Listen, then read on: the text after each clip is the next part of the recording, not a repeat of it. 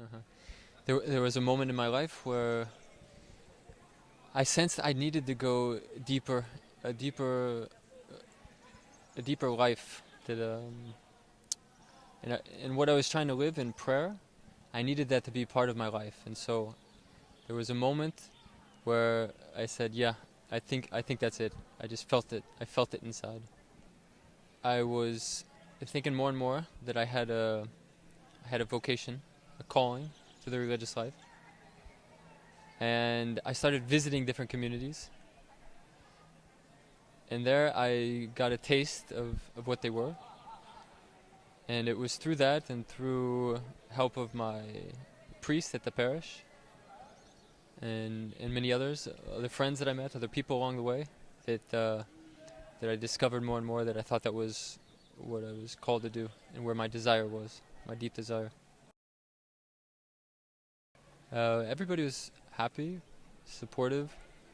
Um, maybe some people were surprised. My old friends, for example. But in general, everybody was really supportive. No, I don't think. No. I had a friend of mine in Germany that asked me, why would you ever want to do that? That you were going down a road that couldn't possibly be fun or fulfilling or Thomas? didn't seem to meet. Yeah. Because too, I think even though people might not express it, there is that feeling of how can you be happy in a life like that? How can it, especially where's the adventure in the life of where's the excitement, the possibilities, the freedom, and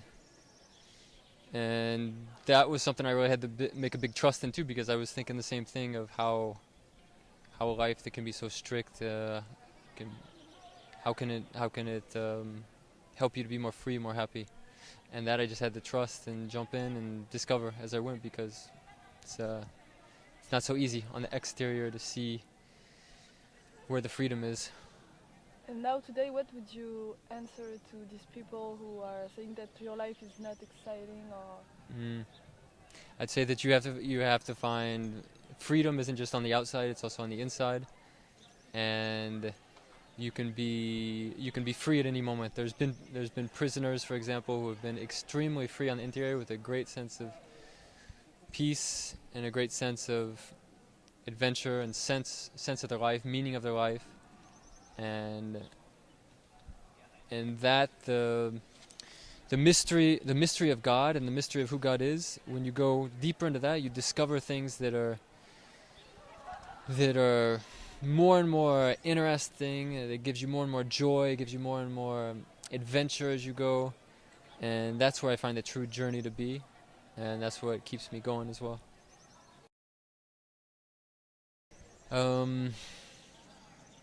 I had already been living a kind of a monastic life before, a regular life of prayer, and I really wanted it, so it wasn't that difficult to adapt. But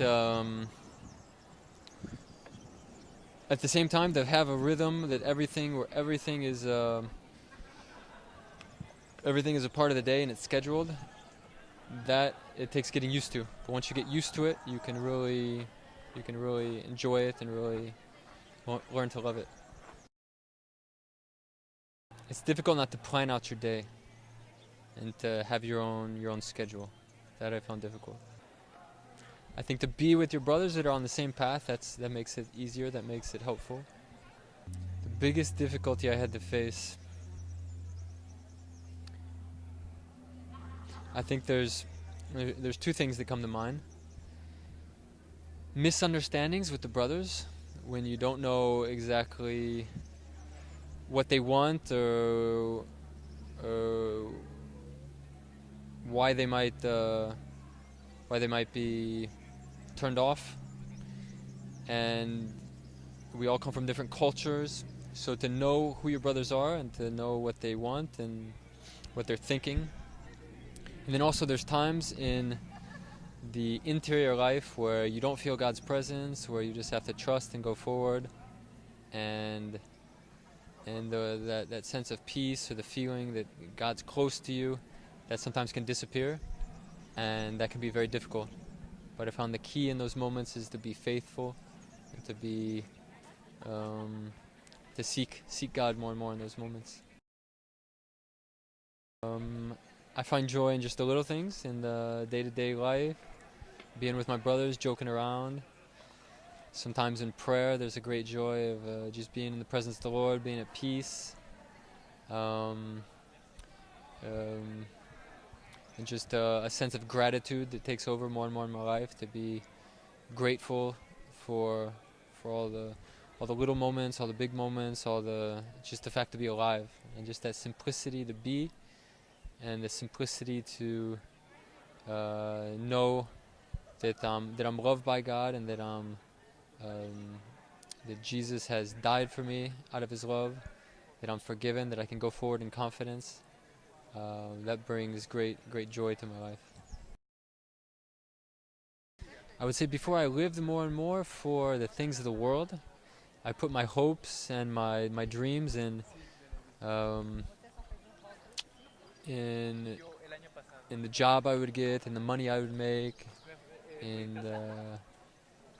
the success I would have, and there was also a sense of being a little lost morally. I wasn't sure. The line between right and wrong was very blurred, became very gray. And so when I discovered the church, when I discovered Christ, and as I grew deeper into that in my vocation, I discovered more and more that that my life wasn't about things on the exterior or material things, but it was rather on the inside, and having a sense of